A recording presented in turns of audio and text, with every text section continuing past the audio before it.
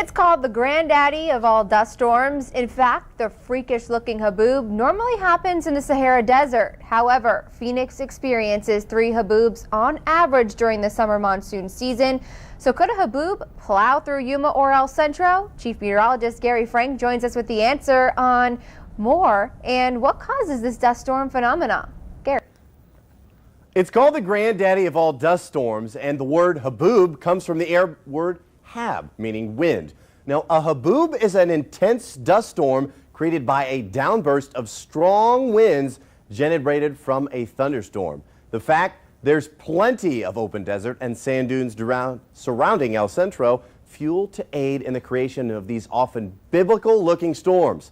When it comes to Mother Nature, there's always a chance she could throw all of these ingredients into the perfect storm.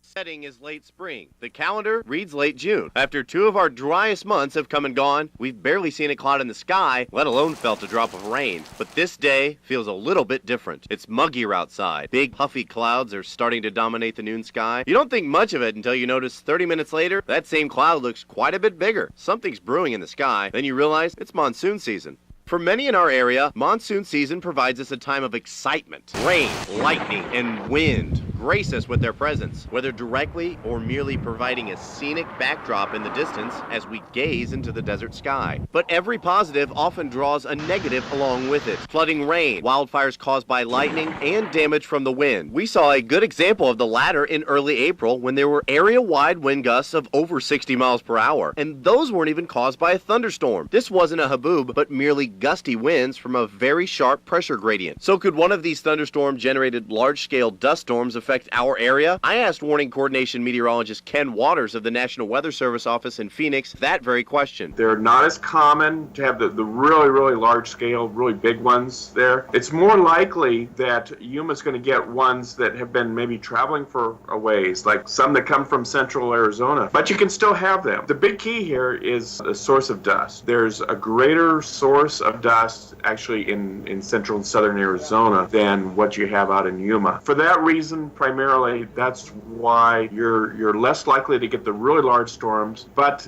they can be just as dangerous. So I decided to test that out for myself as I set out towards Buttercup to collect some of this heavier sand for an experiment.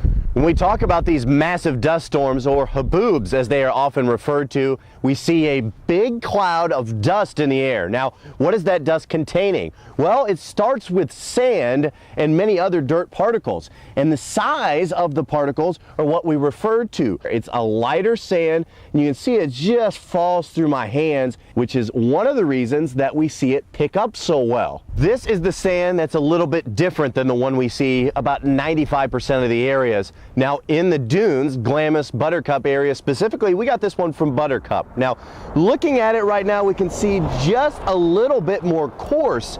As we take a closer up look, I'm going to put these in front of this fan, blowing very high, just a few miles an hour, nothing near what we would see from a thunderstorm, just to give you an idea of how differently these particles react when it comes to wind. First, the regular sand.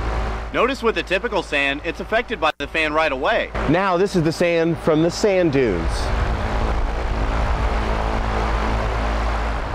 The coarser sand doesn't move as easily until it's further from the jar.